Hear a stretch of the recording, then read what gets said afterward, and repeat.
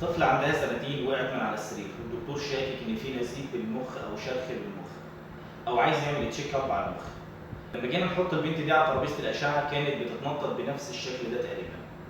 كون ان الطفل يثبت على ترابيزه الاشعه دي مسؤوليه مشتركه بين والد الطفل ومركز الاشعه. اللي جاي ده تجربتي الشخصيه في التعامل مع فحوصات الاشعه للاطفال. تعالوا نشوف.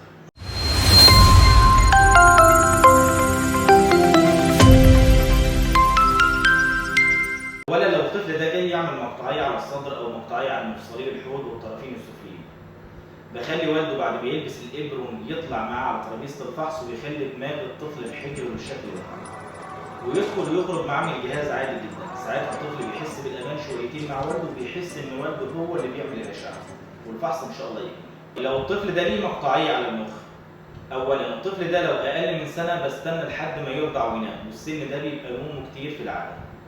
ولما بينام بحطه على ترابيزه الاشعه بالوضع اللي هو فيه، يعني نايم على جنبه بسيبه نايم على جنبه، نايم على بطنه بسيبه نايم على بطنه، بعدل وضع المريض من الكنترول من بره، لان لو فكرت اعدله ممكن يصحى معايا. طيب لو اكتر من سنه وفاهم سنه، بحطه على ترابيزه الاشعه وبخلي والده يثبت دقنه بالشكل ده كده، وباخد السكاوت عادي جدا وبخلي ابوه يسيب دقن الولد علشان الولد ما يتخنقش ويتحرك. بخطط الفحص واول ما اصور اخلي والده يثبت دقنه تاني. طيب عملت كده وبرضه الطفل اتحرك وبرضه الطفل اتحرك في قط ولا اتنين مثلا، مفيش مشكله، بعيد السيكونس ده تاني وبوفق الصور الكويسه من السيكونس الاولاني مع الصور الكويسه من السيكونس التاني. لو الطفل ده جاي يعمل اشعه على الطرفين السفليين بلاقي الطفل ده بيتنطط كده، في البدايه بحاول اسايسه، طب ما ينفعش بخلي اتنين من قرايبي يمسكوه بالشكل ده، وبلاقيه برضه بيتحرك، بقف ورا الكنترول مظبط حالي وعواملي باقل جزء من الثانيه، وبستنى الثانيه الا ثانيه اللي الطفل بيثبت فيها وباخد اللقطه.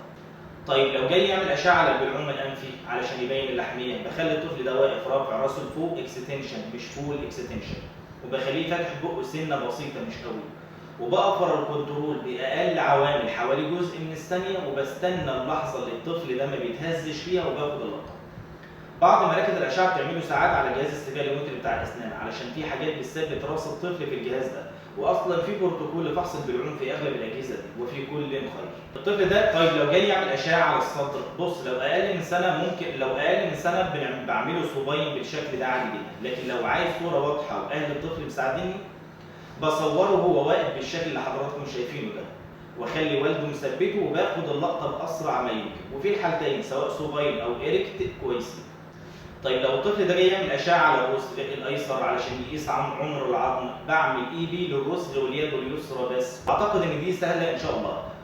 وعن طريق ظهور الثمان عظام بتوع الريست جوينت ده ونهايه السلميات بيتم تحديد عمر العظم طبقا للجدول المعروض قدام حضراتكم ده، ومش لازم طبعا اعذب الطفل واخد له لاترال او الناحيتين، هي صوره واحده اي بي بس. طيب ده بالنسبه للاشعه العاديه والاشعه المقطعيه، وقت الفحص الفعلي فيها بيبقى اقل من ثانيه تقريبا. نيجي للرنين المغناطيسي، بص 95% تقريبا من حالات الرنين المغناطيسي للاطفال لازم تخدير، لان وقت الفحص الفعلي طويل شويه والرنين ما بيقبلش الحركه خالص.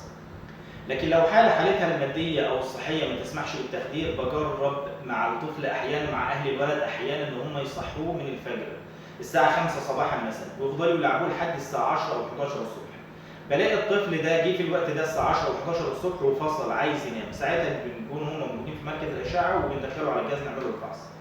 وبشتغل ببروتوكول سريع جدا، وببدا من الاساسي من البروتوكول، يعني ببدا بالتي 1 والتي 2 اكسيال والفلير اكسيال، بحيث لو الطفل اتحرك لا قدر الله في نهايه الفحص ممكن يتكتب التقرير على الثلاثه سيكونس دول.